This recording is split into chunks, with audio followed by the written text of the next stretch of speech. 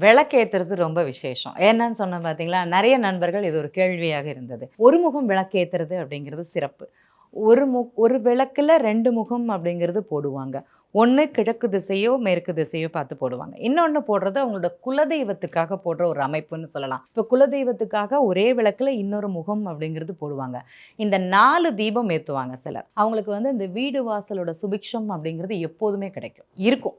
எனக்கு வீடு வாங்கணும்னு எண்ணக்கூடிய நண்பர்கள் 4 தீபம் அப்படிங்கிறது போடுவாங்க. அதாவது ஒரு விளக்கு ப்ளஸ் அதுக்கு துணை விளக்கு. ஒரு விளக்கு மாத்திரம் எப்போதுமே ஏற்றக்கூடாது அப்படிங்கிறது ஐதீகம். நம்ம கல்யாண வீட்லலாம் நம்ம பார்த்துருப்போம். ஒரு மாலை போட்டாங்கன்னா, தொண மாலைன்னு ஒண்ணு போடுவாங்க. ரைட்டுங்களா? அதே மாரி ஒரு விளக்கு ஏத்தும்போது அதுக்கு துணை விளக்கு அப்படிங்கிறது அங்க ஏத்தணும். ஒண்ணு பகவானாகவும், ஒண்ணு அம்மனாகவும் சங்கல்பிச்சு. ஏன்னா 2 பேரும் அந்த கணவன் மனைவிக்குள்ள இது. ஒரு பெரிய விளக்காக இருந்தாலும் சரி, இன்னொன்னு சின்ன விளக்கா இருந்தாலும் சரி. நீங்க சொல்ற மாதிரி மண் விளக்கு கூட ஏத்தலாம். அதுல எந்த மாற்றமும் கிடையாது.